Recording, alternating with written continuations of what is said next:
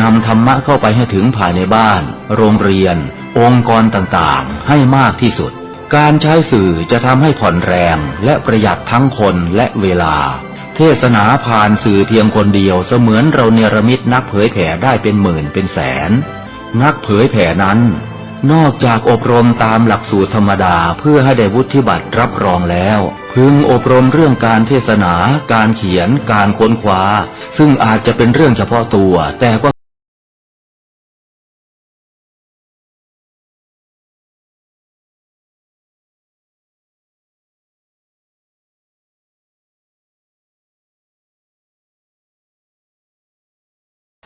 ขอความนอบน้อมของข้าพเจ้าจงมีแด่พระรัตนตรัยเจ้าสามประการพระรัตนตรัยองค์ที่หนึ่งคือพระพุทธเจ้าพระรัตนตรัยองค์ที่สองคือพระธรรมเจ้าพระรัตนตรัยองค์ที่สามคือพระอริยสังฆเจ้าข้าพระพุทธเจ้าขอเคารพตบนอบกราบไหว้แตบใดไหวสาคุณพระรัตนตรัยเจ้าถึงสามประการโดยความเคารพสักการะเป็นอย่างยิ่งขอถวายความเคารพพระมหาเถรานุเถระเจ้าคณะพระสังฆาธิการครูบาอาจารย์ตลอดถึงพระภิกษุหนุ่มสามเณรน้อยจุตนจุองค์ขอเจริญพรศรัทธาญาติโยมนักศีลนักบุญผู้ที่กำลังรับฟังรายการ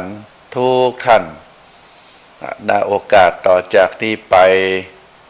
อาตมาภาพพระครูปริยัติกิจจาภิวัตรสำนักวัดพระสิงห์อำเภอเมืองจังหวัดเชียงใหม่ก็จะได้น้อมนำเอาสารธรรมคติธรรมชาดกธรรมในต่างพระพุทธศาสนามามอบเป็นธรรมบรรณาการอาหารใจคือกับท่านสาธุชนผู้นักศีลนักบุญได้ฟังกันตามเวลาที่ได้กำหนดไว้ก่อนอื่นก็ขออนุโมทนาบุญกับคลื่นสถานีวิทยุคลื่นพระพุทธศาสนาแห่งนี้ภายใต้การนำของท่านผู้อำนวยการและเจ้าหน้าที่ทุกฝ่ายทุกแผนกที่ได้ให้โอกาสเวลาครูบาอาจารย์ได้มาได้น้อมนำเอาพระสัทธรรมคำสอนขององค์สมเด็จพระสัมมาสัมพุทธเจ้ามาเผยแผ่มาประกาศคือศรัทธาญาติโยมผู้ที่กำลังรับฟังรายการได้ฟังกันอันจะก่อคือเกิดประโยชน์ในส่วนของท่านผู้ฟังก็จะได้รับฟังเรื่องราวสิ่งที่เป็นบุญเป็นกุศลบุญก็คือความสบายใจความเย็นใจกุศลก็คือความฉลาดเกิดความรู้ความเข้าใจเขาเรียกว่าเป็นบุญเป็นกุศลเพราะการแสดงพระธรรมเทศนาเป็นบุญประการการรับฟังพระธรรมเทศนาถือว่าเป็นบุญประการหนึ่งธรรมสวนามัยบุญสำเร็จจากการฟังธรรมเพราะฉะนั้นท่านสาธุชนได้ฟังธรรมแล้วก็จะเกิดเป็นบุญเป็นกุศลความฉลาดความรอบรู้เกิดปัญญาปารมีตามที่กล่าวมาส่วนอาตมาภาพในฐานะที่เป็นผู้อัญเชิญน้อมนำเอาพระสัทธรรมมาเอ่ยก็ถือว่าเป็นบุญเรียกว่าธรรมเทศนาใหม่บุญสำเร็จโดยการเทศนาธรรมการที่จะได้น้อมนำเรื่องราวพระสัทธรรมมาขยายมาชี้แจงมาอธิบายเพิ่มเติมนั้นก็จะอยู่ในกรอบเนื้อหาสาระธรรม บัดใดเป็นสัทธรรมปฏิรูป บัดใดเป็นเรื่องราวที่เอามาแอบอ้างซึ่งเรื่องราวทั้งหลายทั้งมวลนี้ก็ปรากฏอยู่ในหนังสือพระไตรปิฎกได้อัญเชิญมามาเอ่ยคือศรัทธาญาติโยมได้หู้ได้เข้าใจก็ก่อนที่จะนำมาแสดงนั้นก็ได้ศึกษาได้ห้ำเฮียนก็พอที่จะเข้าใจเพื่อที่จะคือเป็นคุณูประโยชน์ต่อพระพุทธศาสนาก็จึงได้อัญเชิญมาก็ถือว่าเป็นบุญเป็นกุศลธรรมเทศนาใหม่บุญสำเร็จด้วยการฟังด้วยบุญสำเร็จด้วยการเทศนาธรรมได้เอาธรรมมาอธิบายมาชี้แจงเพราะฉะนั้นถึงสองประการนี้ก็ถือว่าเป็นบุญเป็นกุศลแล้วก็ตั้งคลื่นสถานีวิทยุในฐานะที่เป็นสะพานบุญการที่ได้มีโอกาสเอาพระสัทธรรมไปส่งไปตามคลื่นไปถึงท่านสาธุชนผู้ฟังทุกที่ทุกแห่งที่คลื่นไปถึงก็ถือว่าเป็นบุญเป็นบุญซึ่งในบุญตึงซิบนั้นมีข้อหนึ่งเปิดห้องเบาวัยวัจนะใหม่วัยวัจใหม่วัยวัจใหม่บุญสำเร็จด้วยการเสียสละการกระทำสิ่งที่เป็นประโยชนะต่อส่วนรวมเพราะฉะนั้นบุญประเภทนี้เอาจะหันว่าในส่วนของพระบาทสมเด็จพระวชิรเกล้าเจ้าอยู่หัวพระองค์นั้นได้เชิญชวนชาวไทยได้แต่งกายได้ทำกิจกรรมที่เราเรียกว่าเป็นจิตอาสาจิตอาสาก็คือการมีส่วนร่วมในที่จะพัฒนาส่วนรวมพัฒนาสังคมด้วยการเสียสละด้วยการเสียสละบาคิดกล้าตอบแทนทำสิ่งใดที่มันเป็นประโยชน์ต่อส่วนรวมก็ทำกันอันนี้เป็นบุญข้อหนึ่งใน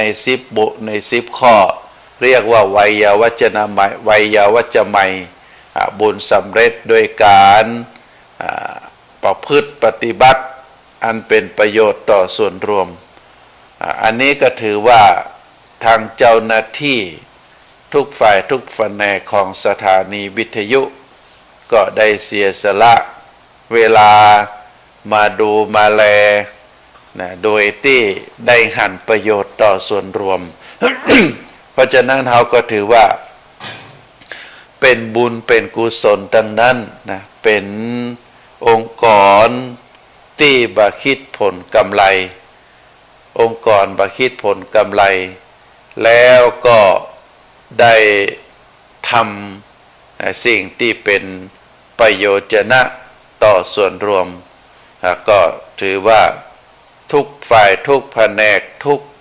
ผู้ทุกคนที่ได้กระทำในสิ่งนี้มีจุดมุ่งหมายอันเดียวกันก็คือการทำบุญทำกุศลทำความฉลาดทำความสบายใจคือกับท่านผู้ฟังก็ขอ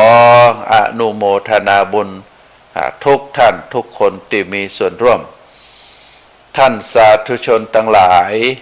สิ่งที่อยากจะขอฝากในวันนี้เราได้ยินข่าวได้ยินข่าวทางสื่อออนไลน์ทางวิทยุทางโทรทัศน์ก็ดีเราก็มีความสงสัยมีความเกิดคำถามขึ้นในใจเราได้หันครูบาอาจารย์พระสงฆ์องค์ข้าเจ้าที่ได้แต่งกายได้ประกาศธรรมได้สอนธรรมแล้วก็คนทั้งหลายก็ได้ไปถวายเค เคารพสักการะครูบาอาจารย์ท่านทั้งหลายเหล่านั้นด้วยความเลื่อมใสด้วยความศรัทธาด้วยความเข้าใจว่าครูบาอาจารย์ทั้งหลายเหล่านั้นน่าจะบรรลุธรรมอันใดอันหนึ่ง ขั้นใดขั้นหนึ่งคำว่าบรรลุธรรมในที่นี้ก็จะต้องมีการบำเพ็ญสมถกรรมฐานและก็วิปัสสนากรรมฐานเมื่อได้บำเพ็ญสั่งสมบารมีได้ศึกษาเรียนรู้ได้ประพฤติปฏิบัติอย่างต่อเนื่องอย่างจริงจังแล้วก็ได้บรรลุธรรมขั้นที่หนึ่งเขาเรียกว่าโสดาบันเป็นพระโสดาเป็นอริยสงฆ์ขั้นที่หนึ่งขั้นที่สองก็คือพระสกทาคามีขั้นที่สองเรียกว่าพระสกทาคามีขั้นที่สามเขาเรียกว่าเป็นขั้นเรียกว่าอนาคามีขั้นที่สี่ก็คือเป็นพระอรหันต์สี่ขั้นนี้เป็นขั้นตอนที่ทำให้พระสงฆ์ที่เป็นสมมุติสงฆ์ขึ้นสู่อริยสงฆ์พระอริยสงฆ์ก็คือพระที่ได้สำเร็จคุณธรรมสี่ประการเพราะฉะนั้นการที่พระสงฆ์องค์หนึ่งจะสำเร็จขั้นนี้ได้ก็จะต้องมีการประพฤติปฏิบัติตามแนวธรรมคำสอนขององค์สมเด็จพระสัมมาสัมพุทธเจ้าเรียกว่าเป็นการปฏิบัติธรรมเป็นการปฏิบัติธรรมบ่ว่าจะเป็นขั้นต้นที่เป็นสมถกรรมฐานแล้วก็ขึ้นสู่ชั้นสูงเขาเรียกว่าวิปัสสนากรรมฐานที่ครูบาอาจารย์ได้ประพฤติปฏิบัติโดยการกำหนดลมหายใจเขาเรียกว่าอานาปานสติเพราะฉะนั้นการที่พระสงฆ์องค์หนึ่งจะสำเร็จเป็นพระอรหันต์ถามว่าปัจจุบันนี้ในโลกนี้ครูบาอาจารย์พระมหาเถระทั้งหลายบ่ว่าจะเป็นในประเทศไทยเฮาประเทศพม่าประเทศลาวประเทศกัมพูชาประเทศจีนประเทศเวียดนามที่อยู่ในแถบเอเชียของเฮามีครูบาอาจารย์หลายแสนรูป ที่ได้ประพฤติปฏิบัติอยู่ตามวัดวาอารามต่างๆได้เดินเป็นธุดงค์อยู่ตามที่สถานที่ต่างๆ ถือว่าเป็นการที่เขานำตัวนำตนเข้าไปสู่ของความเป็นอริยะก็คือจุดมุ่งหมายที่สุดก็คือการกำจัดกิเลสอันได้แก่ความโลภความโกรธความหลงแล้วก็เมื่อได้บรรลุธรรมแล้วก็ได้ทำตัวทำตนคือเป็นประโยชนะโดยการเป็นเนื้อนาบุญ คือคนได้กราบได้ไหว้คือได้สนทนาธรรมได้น้อมนำเอาผลการประพฤติปฏิบัติมาอบรมสั่งสอนคือพระสงฆ์สามเณรรุ่นลูกศิษย์ได้ประพฤติปฏิบัติกันอย่างเป็นต้นพระสงฆ์องค์ข้าเจ้ารูปใด ที่ท่านได้ประพฤติปฏิบัติได้นำจิตใจเข้าสู่ของความเป็นพระอริยบุคคลชั้นสูงขึ้นบ่ว่าจะเป็นชั้นโสดาบันสกทาคามีอนาคามีหรือพระอรหันต์ชั้นอรหันต์นั้นเฮาเรียกว่าท่านผู้นั้นเป็นพระอริยบุคคลชั้นสูงสุดผู้ไกลจากกิเลสผู้กำจัดกิเลสได้หมดสิ้นแล้วผู้หมดเรียกว่าผู้หมดสังสารวัฏ ก็คือการเวียนว่ายตายเกิดท่านทั้งหลายเหล่านั้นจะบ่ได้ปิกมาเกิดแห่งแล้วเป็นผู้ควรแก่การบูชาพิเศษของเทพและมนุษย์ทั้งหลายบ่มีที่ลับในการทำบาปบ่มีความชั่วเสียหายที่จะต้องปิดบังประกอบไปด้วยซึ่งเฮาท่านทั้งหลายก็ได้รู้แล้วว่า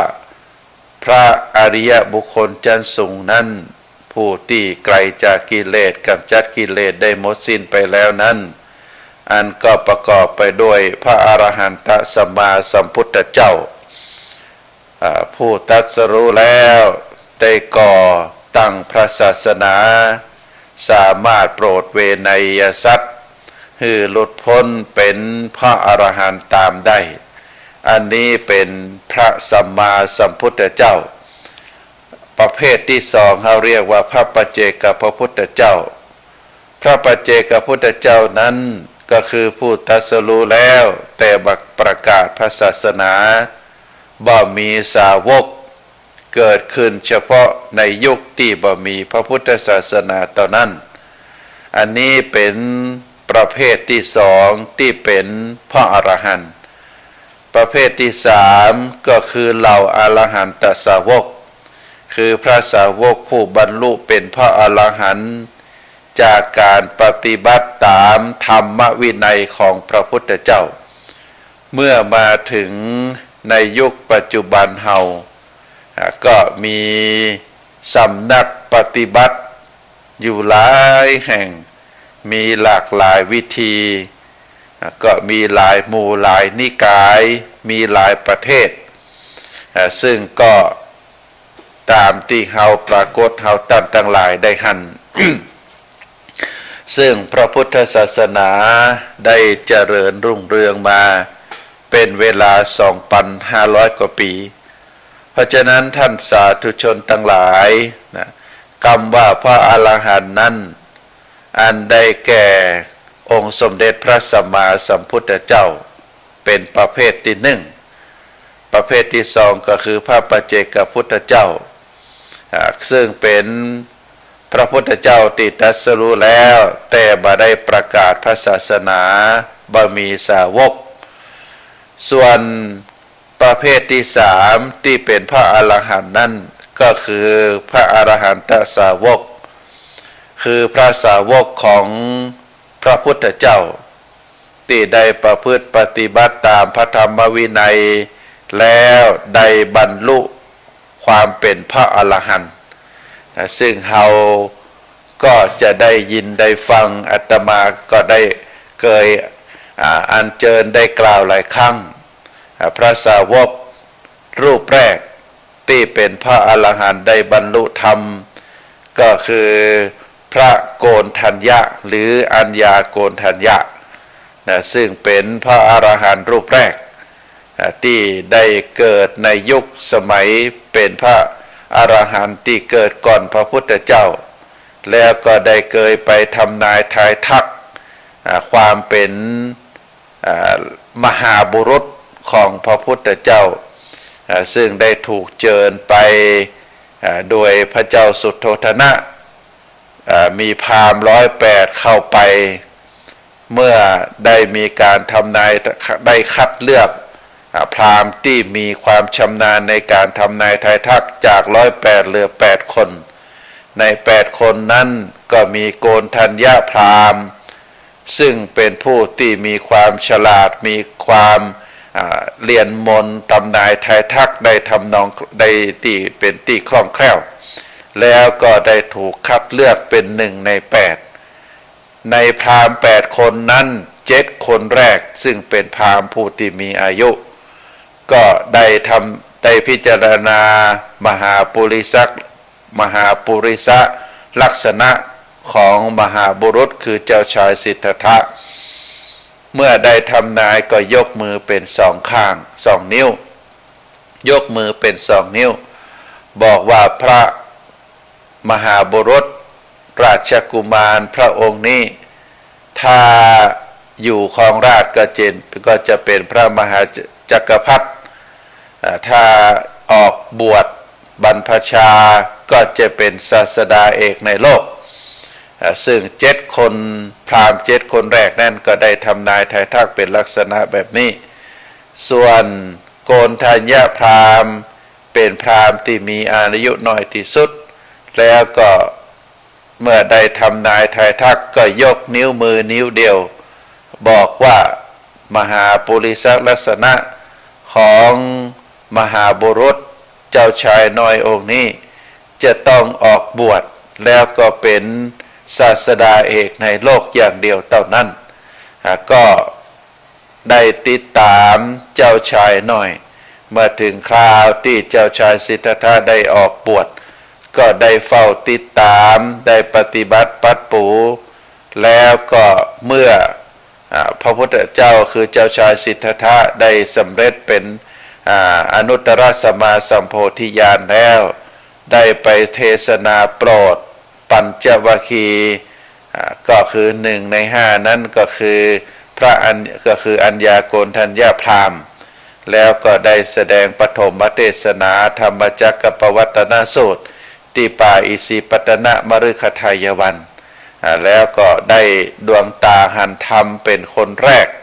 เป็นรูปแรกเป็นพระสงฆ์รูปแรกที่เข้ามาบวชในพระพุทธศาสนาซึ่งพระพุทธองค์ได้ทรงประทานการบวชแบบเอหิภิกขุอุปสัมปทาเป็นรูปแรก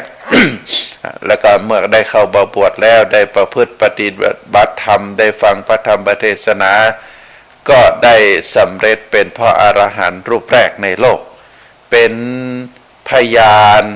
นะโกณฑัญญะพระอัญญาโกณฑัญญะนั้นเป็นพยานว่าพระธรรมเทศนาขององค์สมเด็จพระสัมมาสัมพุทธเจ้านั้นสามารถที่จะประพฤติปฏิบัติคือเป็นพระอรหันต์คือบรรลุธรรมได้เทศนาสั่งสอนขององค์สมเด็จพระสัมมาสัมพุทธเจ้านั้นพระพุทธองค์ได้ทุ่มเทพระวรกายเมื่อได้ทราบได้เข้าใจว่ามนุษย์ทุกคนเมื่อได้มีบุญญาบารมีแก่กล้าได้ฟังพระธรรมเทศนาของพระพุทธเจ้าแล้วสามารถที่จะบรรลุธรรมเป็นพระอรหันต์ได้พระพุทธองค์ก็ได้ทุ่มเทพระวรกายสติปัญญาตลอด45 พรรษาได้เทศนาสั่งสอนธรรมก็ทำให้พระอรหันต์ทั้งหลายเกิดขึ้นในโลกเป็นจำนวนนักอย่างน้อยที่เป็นเอตทัคคะพระอรหันต์ที่พระพุทธเจ้าได้ยกย่องว่าเป็นผู้มีเอตทัคคะอย่างน้อยก็80 รูปนอกจากนั้น เขาก็จะหันว่าพระอรหันต์ยุคต้นๆที่พระพุทธองค์ได้ทรงไปประกาศพระศาสนานั้นมีถึง60 รูปที่ได้เข้ามาบวชแล้วได้สำเร็จเป็นพระอรหันต์เพราะฉะนั้นความเป็นพระอรหันต์นั้นถามว่ายังมีอยู่ในโลกอยู่ก่อนพระอรหันต์มีจริงก่อนพระอรหันต์พ่องที่จะเป็นพระอรหันต์แล้วเฮาฮู้ได้อย่างใดว่าพระสงฆ์รูปนั้นรูปนี้เป็นพระอรหันต์ครูบาอาจารย์รูปนั้นรูปนี้เป็นพระอรหันต์เหตุการณ์ความสงสัยเหตุการณ์ความสงสัยแบบที่ว่ามานี่ก็จะเกิดขึ้นในช่วงปลายพุทธกาลศรัทธาญาติโยมก็เข้าใจอาตมาก็เหมือนเดียวกันว่าในช่วงต้นช่วงปลายช่วงปลายพระพุทธกาลช่วงปลายยุคพุทธกาลก็คือในสมัยที่พระพุทธเจ้ายังทรงพระชนอยู่ก็มีคนสงสัยเหมือนเดียวกันว่าใครเป็นพระอรหันต์ในยุคปัจจุบันผ่านมา 2,500 กว่าปีแล้วก็พระพุทธศาสนาได้แผ่ขยายจากดินแดนมาตุภูมิก็คือจากประเทศอินเดียแล้วก็เข้ามาสู่ประเทศหลายๆประเทศบอกว่าจะเป็นประเทศไทยเฮาประเทศพม่าประเทศจีนประเทศเวียดนามเขมรลาวตลอดถึงดินแดนแถบใต้ๆบอกว่าจะเป็นมาเลเซียอินโดนีเซียก็เช่นเดียวกัน ก็ยังมีพระพุทธศาสนามีพระสงฆ์ได้ประกาศพระศาสนาอยู่มากมายเพราะฉะนั้นอาจจะมีคำถามว่าพระรูปใดเป็นพระอรหันต์อย่างอีเป็นต้นซึ่งก็ทุกคนสามารถที่จะคิดได้ทุกคนสามารถที่จะสงสัยได้แต่ความสงสัยอันนั้นจะเกิดขึ้นก็จำเป็นจะต้องมีการอธิบายมีการหาเหตุหาผลว่าพระพุทธองค์พระพุทธองค์สมเด็จพระสัมมาสัมพุทธเจ้าได้เคยตรัสได้เคยได้เคยบอกมีที่ไหนพ้องปรากฏในพระไตรปิฎกก็ความเป็นพระอรหันต์นั้นอยู่ที่ไหนปัจจุบันนี้ยังมีหรือบ่มีก็พระพุทธองค์ได้ตรัสไว้นะเพราะฉะนั้นในวันนี้ก็จะได้อัญเชิญมากล่าวให้ท่านสาธุชนทุกท่านได้รู้ได้เข้าใจว่าพระพุทธองค์ได้กล่าวว่าการประพฤติปฏิบัติอย่างใดเป็นพระอรหันต์ในช่วงใกล้ที่องค์สมเด็จพระสัมมาสัมพุทธเจ้าจะเสด็จดับขันธปรินิพพานได้มีพระสาวกของพระพุทธเจ้าองค์สุดท้ายชื่อว่าสุภัททะสุภัททะนี้ท่านเป็นปริพาชกนักบวชนอกศาสนาในมหาปรินิพพานสูตรได้กล่าวไว้ว่าเมื่อสุภัททะทราบว่าพระพุทธเจ้าจะเสด็จดับขันธปรินิพพานที่เมืองกุสินาราซึ่งสุภัททะเองก็มีถิ่นอาศัยอยู่ในเมืองกุสินารา ได้ขอเฝ้าพระพุทธเจ้าที่กำลังพระประชวรอยู่พระอานนท์พุทธอุปถากห้ามสุภัททะถึง3 ครั้งแต่สุภัททะก็ยังขอเข้าเฝ้าเพื่อทูลถามปัญหาพระพุทธเจ้าทรงอนุญาตให้สุภัททะได้เข้าเฝ้าจึงได้กราบทูลถามว่าข้าแต่สมณะโคดมผู้เจริญสมณะพราหมณ์เหล่านี้เป็นเจ้าหมู่เจ้าคณะเป็นคณาจารย์มีชื่อเสียงมียศเป็นเจ้าลัทธิ ประชาชนทั้งหลายเป็นจำนวนนักประกาศว่าเป็นคนดีคือเป็นเจ้าลัทธิในสมัยนั้นเจ้าลัทธิที่มีชื่อเสียงมีอยู่จำนวน6 ท่านอันได้แก่ปุรณกัสสปะคนที่1มัคคลิโคสารเป็นคนที่2อาชิตกะเวสกัมพลเป็นคนที่3ปกุทัจจิกจายนะเป็นคนที่4สัญชัยเวรัตบุตรเป็นคนที่5แล้วก็นิโคนัตบุตร เป็นคนที่6เจ้าลัทธิตึง6นี้มีลูกศิษย์ลูกหาเป็นจำนวนนักแล้วก็ประกาศว่าตนเองเป็นพระอรหันต์สุภัททะได้ทูลถามพระพุทธเจ้าว่าเจ้าลัทธิตึง6นี้ได้เป็นพระอรหันต์ได้ตรัสรู้ตามปฏิญญาณของตนหรือว่าทั้งหมดนั้นบ่ได้ตรัสรู้หรือว่าบางจำพวกที่บ่ได้ตรัสรู้บางจำพวกได้ตรัสรู้อันนี้เป็นคำถามของสุภัททะปริภาชกได้มีความคลาดเคลื่อนแคลงสงสัยจึงได้ขอเฝ้าพระพุทธเจ้าเพราะรู้ว่าพระพุทธเจ้าจะอยู่แห่งบ่เมินพระพุทธองค์ได้ตรัสตอบว่าดูก่อนสุภัททะในธรรมวินัยใดบ่มีอริยมรรคมีองค์8อันประกอบไปโดยสัมมาทิฏฐิปัญญาหันชอบสัมมาสังกัปปะความดำริชอบสัมมาวาจาเจรจาชอบสัมมากัมมันตะการงานชอบสัมมาอาชีวะการเลี้ยงอาชีพชอบสัมมาวายามะความเพียรชอบสัมมาสติความระลึกถึงชอบสัมมาสมาธิความตั้งใจชอบถ้าบ่มีในธรรมวินัยใดธรรมวินัยนั้นจะบ่มีสมณะที่1คือพระโสดาบันจะมามีสมณะที่2คือพระสกทาคามี จะบ่มีสมณะที่สามคือพระอนาคามี จะบ่มีสมณะที่สี่คือพระอรหันต์พระพุทธองค์ได้ตรัสต่อไปแห่งว่าในธรรมวินัยใดที่มีอริยมรรคมีองค์8ในธรรมวินัยนั้นจะมีสมณะที่หนึ่งที่สองที่สามที่สี่ดูก่อนสุภัททะในธรรมวินัยของตถาคตนี้มีอริยมรรคมีองค์8ในธรรมวินัยนี้เท่านั้นที่มีสมณะที่หนึ่งที่สองที่สามที่สี่ก็ภิกษุเหล่านี้พึงหู้โดยชอบโลกจะบ่พึงว่างจากพระอรหันต์ทั้งหลายสรุปโดยการคำตอบของพระพุทธองค์ได้พยากรณ์และก็ตอบปัญหาแก่สุภัททะว่าตราบใดในศาสนานี้ยังมีผู้ปฏิบัติตามอริยมรรคมีองค์8โลกใบนี้จะบ่ว่างเว้นจากพระอรหันต์ยังมีพระอรหันต์อื่นส่วนลัทธิอื่นศาสนาอื่นหากบ่มีการประพฤติปฏิบัติตามอริยมรรคมีองค์8ลัทธินั้นศาสนานั้นก็จะบ่มีพระอรหันต์อันนี้เป็นพระสัทธรรมเป็นคำตอบที่พระพุทธองค์ได้ตรัสตอบแต่สุภัททะปริภาชกเพราะฉะนั้นพระอรหันต์คือพระอริยบุคคลผู้สูงสุดก็คือผู้ไกลจากกิเลสผู้กำจัดกิเลสให้หมดสิ้นไป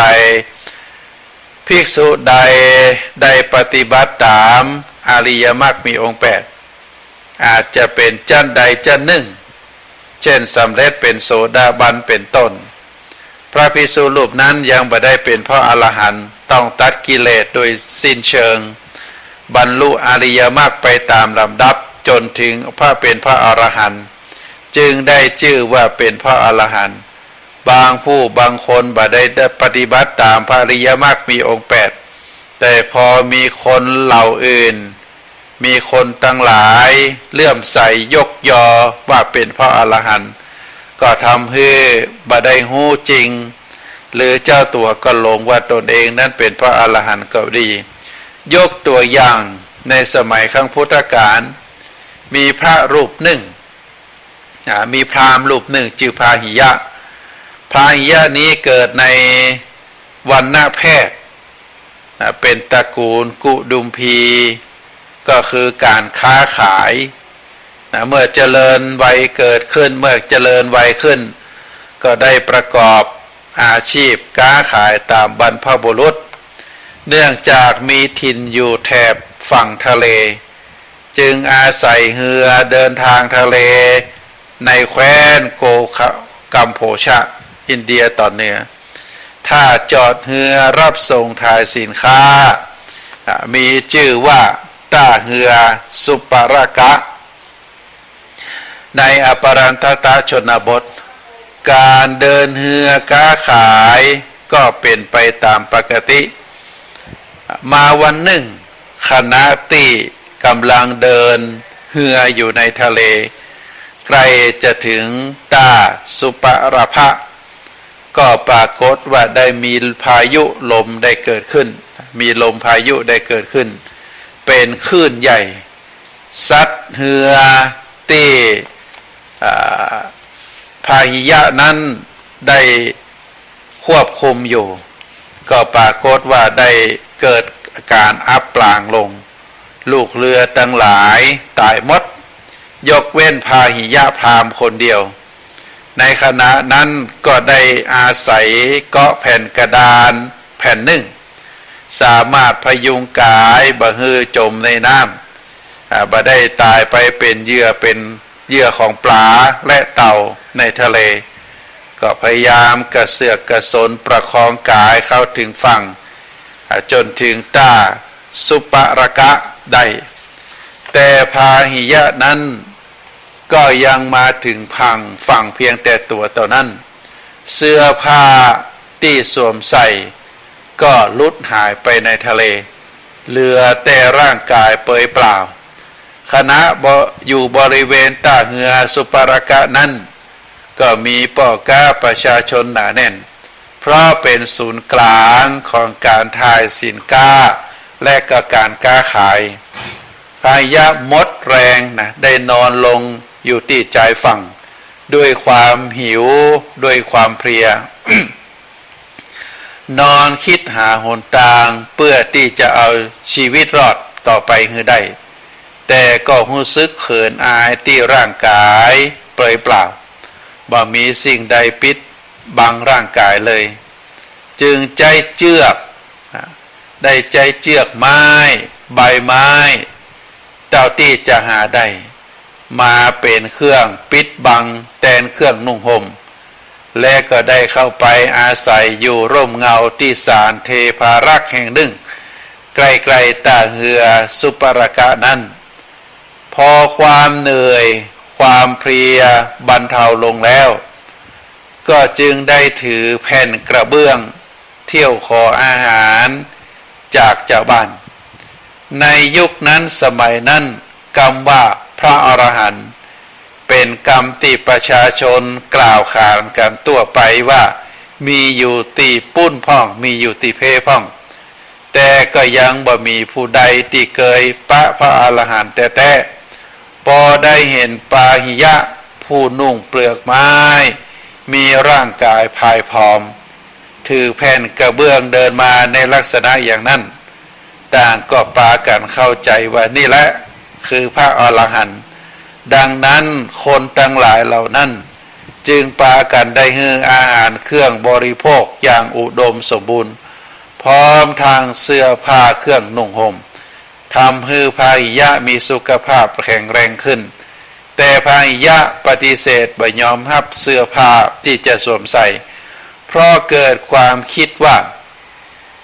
ถ้าตัวเองสวมใส่เสื้อผ้าแล้วก็จะทำให้เสื่อมจากลาภสักการะอีกทั้งเริ่มที่จะเข้าใจผิดว่าตนเองนั้นเป็นพระอรหันต์จริงๆจึงดำรงชีวิตและก็ปฏิบัติตนไปตามนั้นใบไม้เปลือกไม้ที่แห้งแล้วก็เปลี่ยนใหม่จึงได้ดำเนินชีวิตโดยทำนองนี้เรื่อยมาจนเป็นเวลานานในวันหนึ่งพระพรหมผู้เคยเป็นสหายเก่าที่เคยปฏิบัติร่วมกันในอดีตชาติกับพาหิยะและก็ได้บรรลุธรรมถึงเป็นพระอนาคามีเมื่อตายไปแล้วก็ไปเกิดในชั้นพรหมสุทธาวาสได้ติดตามดูพฤติกรรมของพาหิยะมาโดยตลอดหันว่าพาหิยะกำลังปฏิบัติผิดทางดำเนินชีวิตด้วยการลวงโลกซึ่งก็จะทำให้เขาไปเกิดในทุกขติอบายจึงลงมาเตือนสติพาหิยะว่าพาหิยะท่านบัจจัยเป็นพระอรหันต์บัดนี้พระอรหันต์ที่แท้จริงเกิดขึ้นในโลกขณะนี้พระองค์ประทับอยู่ในเชตวันมหาวิหารเมืองสาวัตถีแคว้นโกศลพาหิยะเธอได้เมื่อพาหิยะได้ฟังคำเตือนของพรหมผู้เป็นสหายเก่าแล้วก็เกิดความสลดใจในการกระทำของตัวเก่ารู้สึกสำนึกผิดเลิกละการกระทำแบบนั้นแล้วก็เกิดความปีติยินดีที่ทราบว่าพระพุทธเจ้าซึ่งเป็นพระอรหันต์เกิดขึ้นแล้วในโลกจึงรีบออกเดินทางจากท่าเรือสุปรากะมุ่งสู่เมืองสาวัตถีซึ่งมีระยะทางถึง100 สาวโยชน์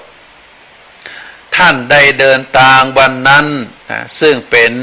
การเดินทางอย่างรีบร้อนตึงกลางวันตึงกลางคืนเพื่อที่จะเข้าไปเฝ้าพระบรมศาสดาฮือเร็วที่สุดเพราะบ่ฮู้ว่าความตายจะมาถึงวันใดพาหิยะนั้นได้เดินทางถึงเมืองสาวัตถีแล้วก็ในวันรุ่งเช้าก็รีบตรงไปยังเชตวันมหาวิหารเมื่อได้ทราบว่าขณะนี้พระบรมศาสดาเสด็จเข้าไปบิณฑบาตอาหารในเมืองก็รีบติดตามไปในเมืองแล้วก็ได้พบกับองค์สมเด็จพระผู้มีพระภาคเจ้าซึ่งกำลัง บิณฑบาตอยู่โดยความปีติยินดีที่สุดได้เข้าไปกราบแทบพระบาทขององค์สมเด็จพระสัมมาสัมพุทธเจ้าแล้วก็กราบทูลขอให้ทรงแสดงธรรมให้ฟัง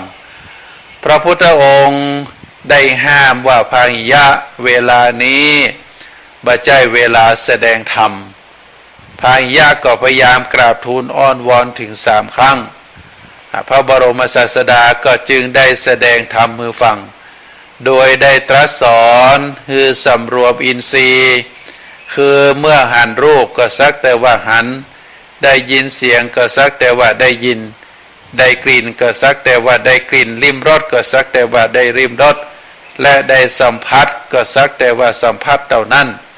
อย่ายินดียินร้ายในสิ่งต่างหลายเหล่านั้นและก็มันสำเนียกศึกษาในไตรสิกขาคือศีลสมาธิปัญญาอยู่เนืองนิดอันนี้เป็นพระธรรมคำสอนที่องค์สมเด็จพระสัมมาสัมพุทธเจ้าได้ตรัสสอนแก่พาหิยะผู้ที่ได้มาอ้อนวอนถึง3 ครั้งซึ่งพระพุทธองค์กำลังเสด็จรับอาหารบิณฑบาตอยู่แต่เมื่อพาหิยะได้กราบทูลได้ไกลอ้อนวอนพระพุทธองค์ก็บ่าคัดความเพียรบ่าคัดความพยายาม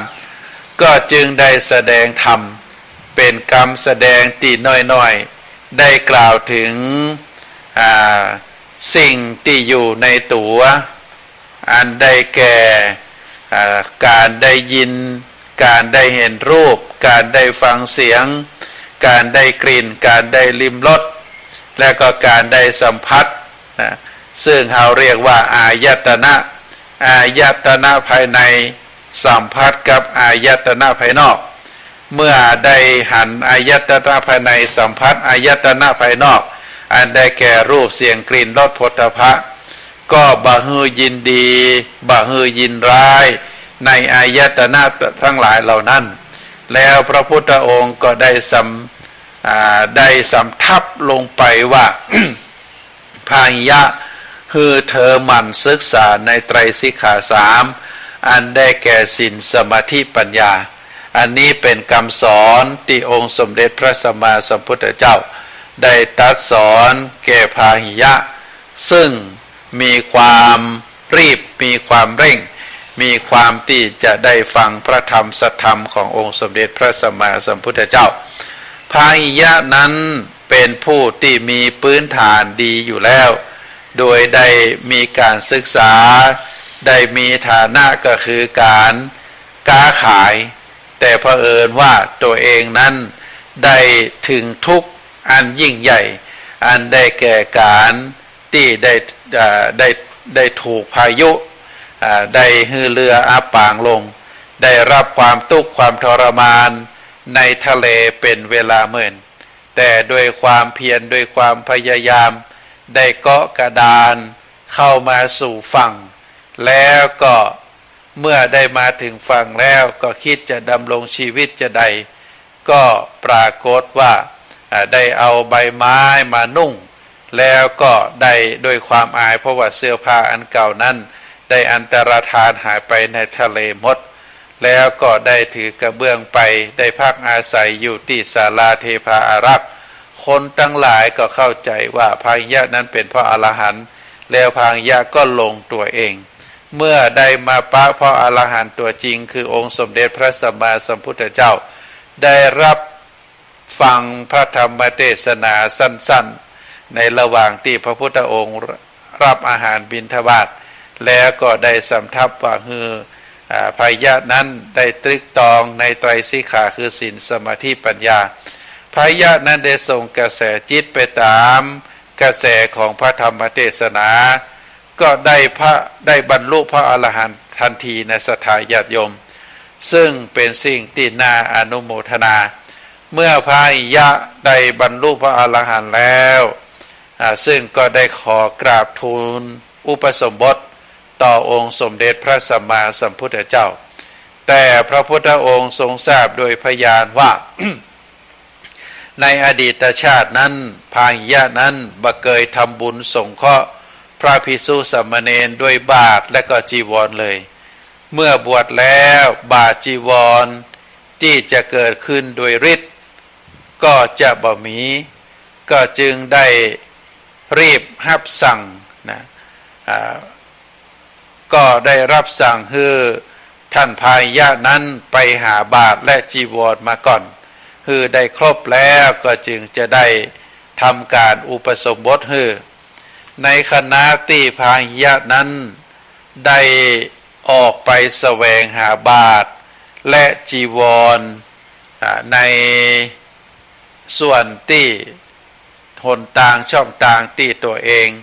จะพอจะหาได้ในขณะนั้นปรากฏว่าอมนุษย์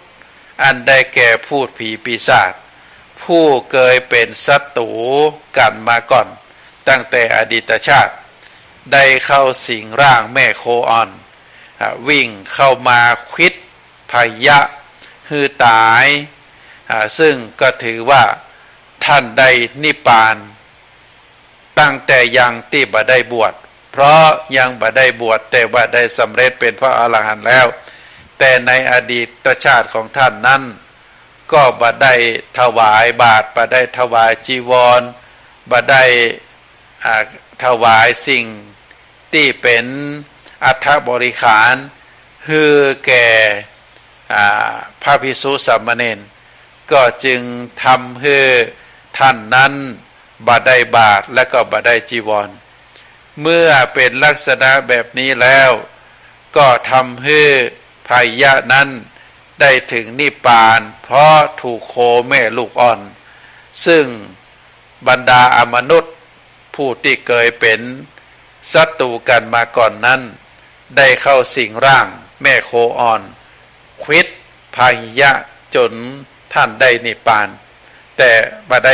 ได้บวชนะแต่ก็ถึงนิพพานแต่บ่ได้บวชสำเร็จเป็นพระอรหันต์แล้วพระพุทธองค์ได้เสด็จกลับจากบิณฑบาตได้ทอดพระเนตรหันศพของพายะ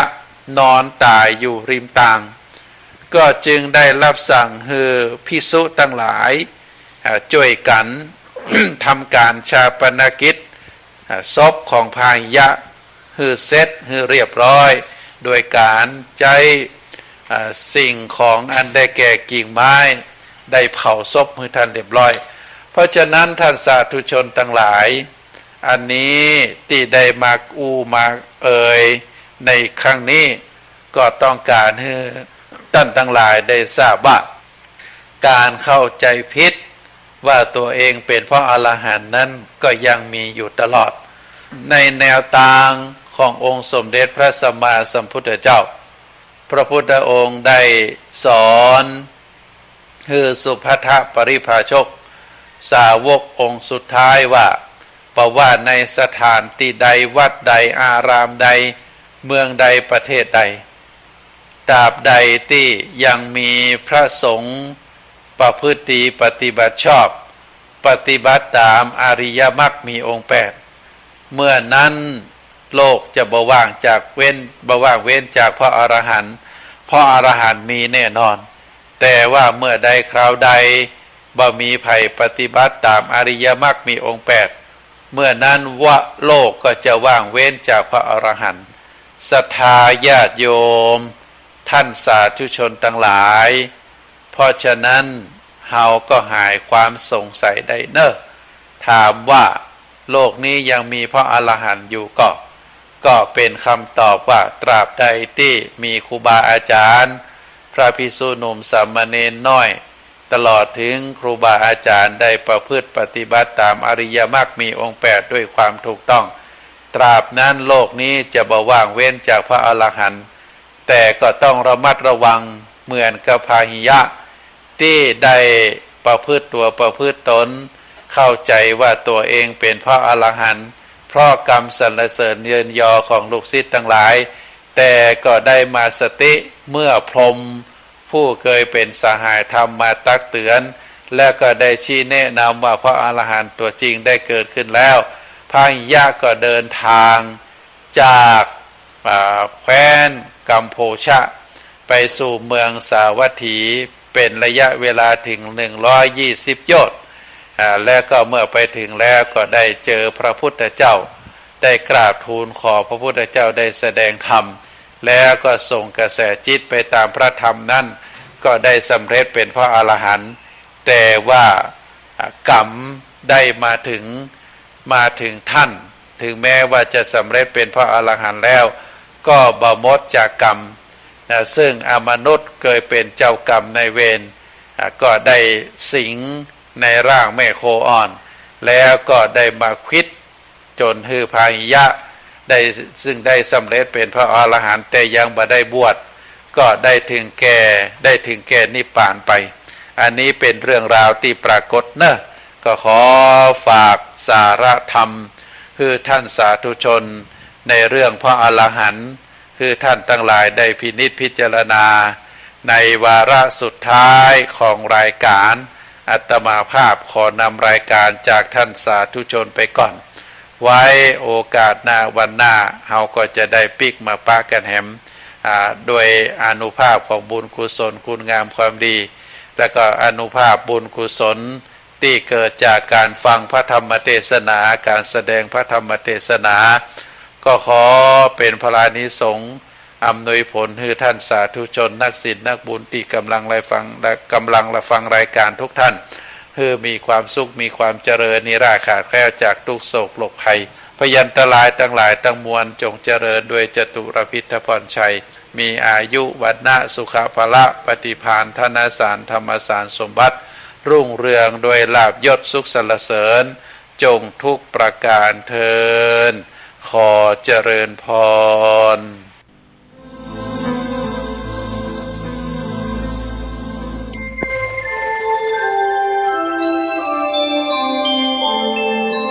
ขณะนี้ท่านกำลังฟังสถานีวิทยุกระจายเสียง FM 104.5 เมกะเฮิรตซ์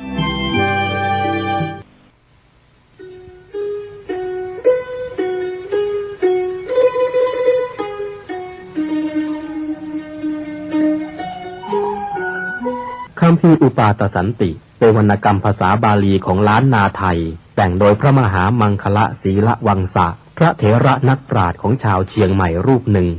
ในสมัยของพระเจ้าสิริธรรมจักรวรรดิลกราชาธิราชหรือพระเจ้าติโลกราชรัชกาลที่11แห่งราชวงศ์มังรายเป็นพระคาถาล้วนจำนวน271คาถาคัมภีร์นี้เป็นที่รู้จักกันแพร่หลายในหมู่ชนชาวล้านนามาแต่โบราณกาลทั้งพระสงฆ์สามเณรและชาวบ้านพากันสวดและฟังอุปาทสันติเพื่อกลับความร้ายให้กลายเป็นความดีมีคำเล่าว่าสมัยที่ท่านแต่งอุปาทสันตินั้นที่เชียงใหม่มีโจรผู้ร้ายและคนอันธพาลชุกชุมผิดปกติมีเหตุร้ายและสิ่งกระทบกระเทือนอยู่เสมอพระมหาเถระศีลวังสะจึงให้พระสงฆ์สามเณรและประชาชนพากันสวดและฟังอุปาทสันติเพื่อสงบเหตุร้ายทั้งมวลที่เกิดขึ้นในเมืองคณะสงฆ์วัดราชภาติการามกรุงเทพมหานครได้นำบทสวดอุปาทสันติคาถาสวดถวายแด่พระบาทสมเด็จพระเจ้าอยู่หัวภูมิพลอดุลยเดชมหาราชเนื่องในวโรกาสฉลองกาญจนาภิเษกเป็นครั้งแรกณเสนาสนะป่าสิริวัฒนวิสุทธิ์อำเภอท่าตะโกจังหวัดนครสวรรค์จึงขอเชิญชวนพุทธศาสนิกชนคนไทยทุกท่านได้ร่วมกันสวดพระคาถานี้ถวายเป็นราชสักการะบูชาแด่พระบาทสมเด็จพระเจ้าอยู่หัวในวโรกาสอันเป็นมหามงคลครั้งนี้และเพื่อยังความสุขสงบอันยิ่งใหญ่ให้แก่แผ่นดิน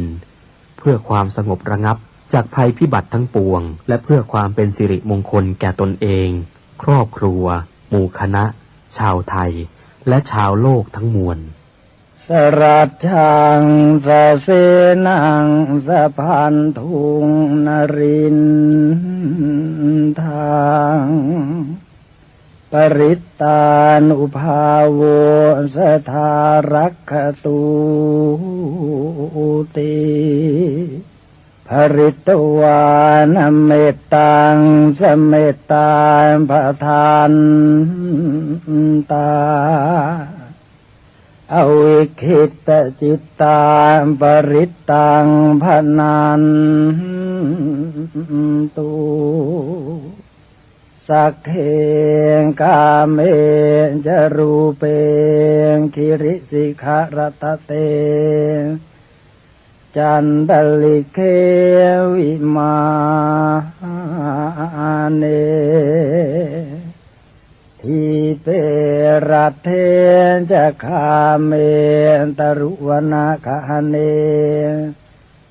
เคหวัทุมให้เขต